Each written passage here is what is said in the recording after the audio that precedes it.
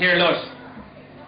I mean, how many of you, my mom used to tell me a lot, no, that men inherit their hair from their maternal grandfather, which I was very happy about because my maternal lolo, God bless his soul, had a full head of curly black locks into his 80s. But you know what? I found out later on that after going through some verification, that it's a 50-50 chance to inherit your hair from your mom's side or from your dad's side. And at some points, I found out more recently that studies have shown that a person with a balding father has a significantly higher chance of experiencing hair loss. So that kind of put me into a fear of God into me here right now. So what I did is, I studied a bit more, and I found out this one, no? Number one, I found out that what makes you lose hair faster is the idea of stress. So ladies, if you want your men to keep a full head of hair, don't stress them out. If they get a text saying, "How are you doing, kuya?" forget about that text already. Let that go, okay? Otherwise, you'll give a lot of non-essential stress in their lives. Now, the other thing I found out as well, no, is that a piece of baldness folklore I found out, no, very recently, people said that supposedly in Catholic schools, of which I belong to as well, I'm very embarrassed because my high school teachers are listening to me right now, no? I didn't learn this in the classroom, but I found out among Catholic school boys, no? What sometimes the religious will tell them is this one. If you are a young boy and you happen to play with yourself, if you're a young boy, then you will go bald. If that was true, then all the men over here above the age of 17 would be bald right now. But I am seeing on me have a full head of hair, so that is a myth. But I understand that you could be going blind as well. But the last thing I found out is this one, no? That actually, the reason that some men go bald is because the testosterone in your head changes as you get older. It becomes what you call dihydrotestosterone, which means that even if you do lose your testosterone over here, you have more testosterone flowing through your blood. So in fact, a bald man becomes virtually a sex magnet. His bald head becomes a sex magnet. And you know what, for the sake of me, I love my wife very, very much. That's why I want to keep a full head of hair, because I'm very loyal and I want to make sure that we've got many kids together and to keep our temptation away. So that's why for me it's very important to have a full head of hair. But as for my dad over here wiping his head right now, in his desperation and embarrassment, he's keeping his head like that, but I promise you, my mom, once she takes him home, puts him back in his cage where he belongs. So remember, to prevent hair loss before it even begins. But enough of these talks about hair loss and pink parts. I want to let you know that there are more interesting things in this book. We have here as well things of consequence, such as Brazilian waxes. Who here knows what a Brazilian wax is? Anybody over here? Sir, you know what Brazilian wax is? Not just yet. I promise you this one. Brazilian wax does not refer to the origin of the waxers. I saw it. Okay. I can talk about also here getting a pubic haircut, getting a circumcision, farting, earwax, kulangot, colonic irrigation, and why can't men pee straight, and other things you would rather talk about when you are eating. So again, I'd like to thank all of you for joining me here today. And please do buy a copy of the book. It Only Hurts When I Pee. It's a copy of my fourth book. I'd like to thank Idol Publishing. We will be raffling off later on 50,000 pesos worth of Swenson hair treatments, 3 bottles of Bombay Sapphire as well.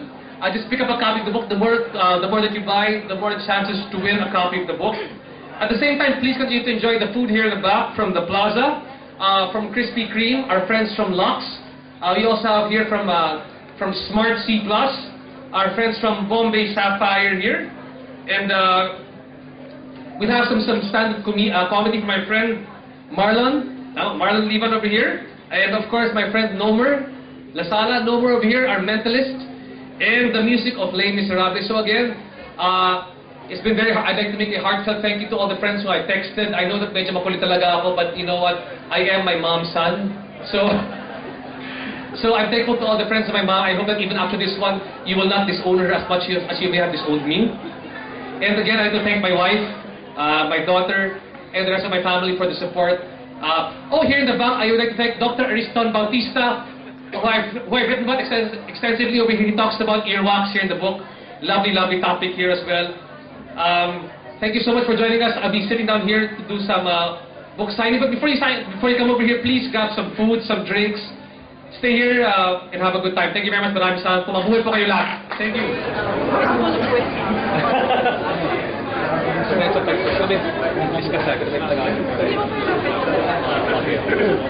RJ, is there po inspiration na going first when why the kind of Actually kasi, yung topic mula sa mga fallen possibility star, it's called Foggy from a Parallel Universe na development.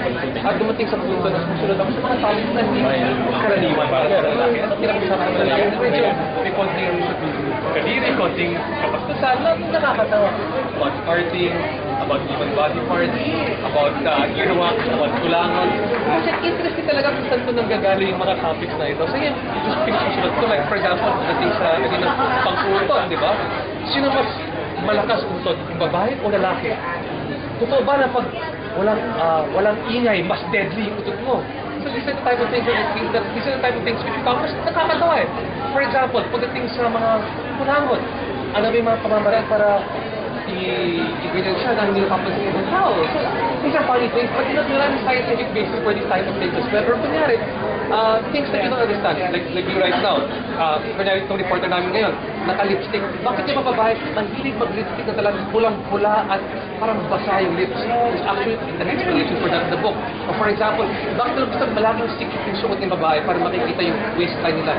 Ano ba yung kasukutan ng isang lalaki kapag ito yung nangyayari? These are the kind of things that you find in the book right now. So my inspiration is a lot of the things na back to humor that we did binibigyan ng konting scientific basis. Where did you get all the inspiration? Where is that curiosity? For a long time, talagang makulit talaga ako. At nerd talaga ako. So, mahilig ako mag-research. I want to find the things na people don't really ask about it. So, for one time, for example, I want to find out, for example, about those parts of yung bakit yung tao medyo malaki, yung tao medyo maliit. O bakit minsan nag-gusto mga lalaki mas bigger the better, di ba? So these things I want to find that may scientific basis pala ito. And we found maraming scientific basis na things which we find very interesting. For example, pati dito, sinusunod dito yung mga experiences na hindi ginagawa ng mga lalaki. Again, Brazilian wax, nagpatanggal ako ng libok sa that part of the makalming part nila. Because you tried it and sinunod ko dito. Like, nalaman ko after tapos sa Brazilian wax, mas mabilis ako tumakbo. Mas lighter naman ako. Talk about so many of these things I want to even talk about hair loss. Sometimes hair loss, why do men want to keep their hair full head of hair? So naiintindihan ko na ngayon kung bakit importante yung full head of hair para sa mga lalaki. Because it's a sign of, let's say, youth and virility.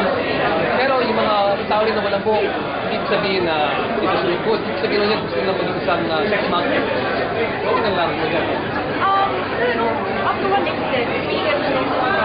In fact, maraming medical doctors ako na-interview dito. Isang urologist, gastroenterologist, psychologist,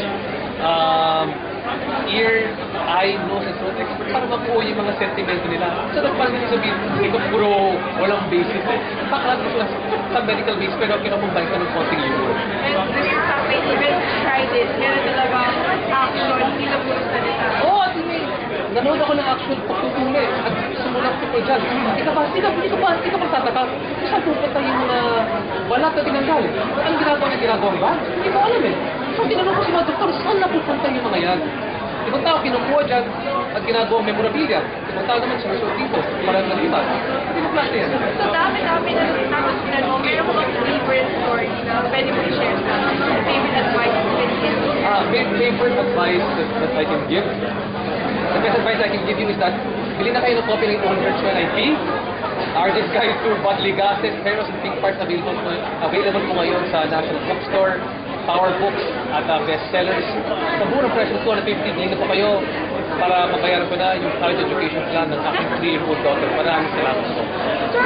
At the same time, I think that still the same goes apply for Suzuko. I'm sure that he will do it in a way that will not cause any controversy. Ano best advice? Pinoy, best advice for you? It only hurts when I pee. RJ Ledesma's Bodily gases, hair loss, and pink parts. I promise you, in the pink part portion, di mahanap ka dyan. Promise, promise. Wala symmetry po na sinasabi niyo. Symmetry. Pinoy, you can check the symmetry. Here, sa buko. Symmetry, chest hair, facial hair. Nandito po, Mr. President. Promise ko sa inyo. Do you think about doing treated with My position? Missionary. No. My position, no, kasi, you know, Grace Lee and I actually share the same manager. She's a very nice girl, and I think that she deserves a very nice man. So I hope that, I hope and pray that Grace also picks up a copy of this book, because I've guested on her show, and hopefully, what she can do, she can give a copy of Grace, so she can give a copy of Pinoy, so let's see how it works out. Thank you. Thank you.